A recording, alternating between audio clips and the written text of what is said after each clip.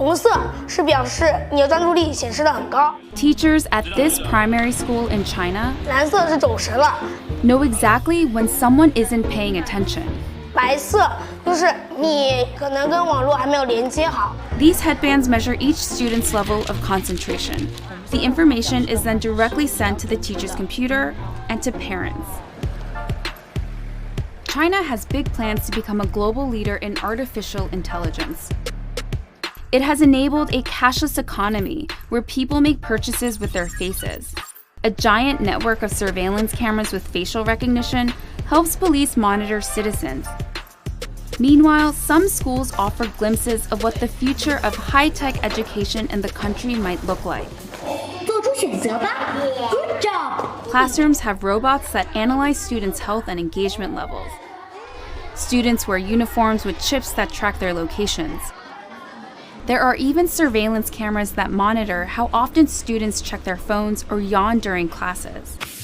These gadgets have alarmed Chinese netizens. But schools say it wasn't hard for them getting parental consent to enroll kids into what is one of the world's largest experiments in AI education. A program that's supposed to boost students' grades while also feeding powerful algorithms. 为了就是国家的这个研究呀、发展呀，我觉得是没有问题的。The government has poured billions of dollars into the project, bringing together tech giants, startups, and schools. We got exclusive access to a primary school a few hours outside of Shanghai. 同学们早上好 To see firsthand how AI tech is being used in the classroom. For this 5th grade class, the day begins with putting on a brain wave sensing gadget. Students then practice meditating. 现在想象我们眉心有一点柔和的光芒绽放。 The device is made in China and has 3 electrodes, 2 behind the ears and 1 on the forehead. These sensors pick up electrical signals sent by neurons in the brain. The neural data is then sent in real time to the teacher's computer. So while students are solving math problems, a teacher can quickly find out who's paying attention and who's not. 说明这段时间他是有点在那走神的。 A report is then generated that shows how well the class was paying attention. It even details each student's concentration level at 10-minute intervals. It's then sent to a chat group for parents. 就是他可以看到每个人的评分。 The reports are detailed, but whether these devices really work and what they exactly measure isn't as clear. We were curious if the headbands could actually measure concentration, so one of our reporters tried on the device. 但我没有感觉自己特别集中。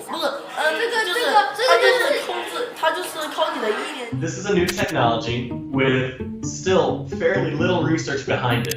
Theodore Zanto is a neuroscientist at the University of California, San Francisco. He was surprised to learn that this tech, called electroencephalography, also known as EEG, is being used in the classroom on children.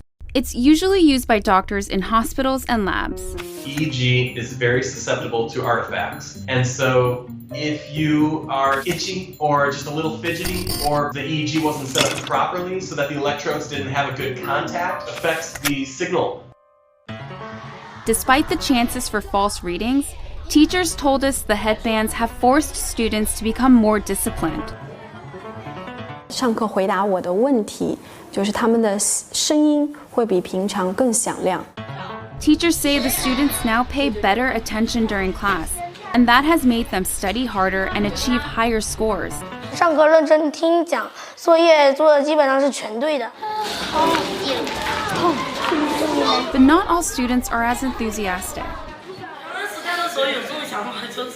就是自己感觉是脑筋，我感觉这里有个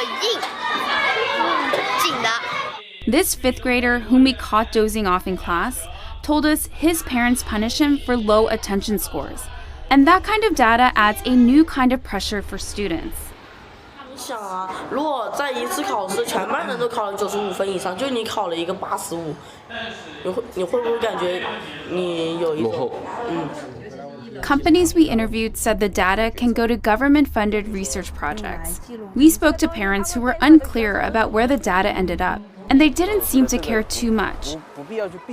Santos says there's likely no privacy protection at all. In a classroom, if you're trying to make an assessment of an individual student, you really can't anonymize it.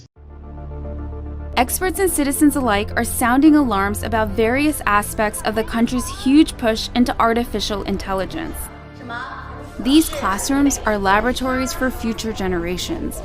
And while these new tools may potentially help some 200 million students raise their grades, just how this all works out won't be apparent until they become adult citizens.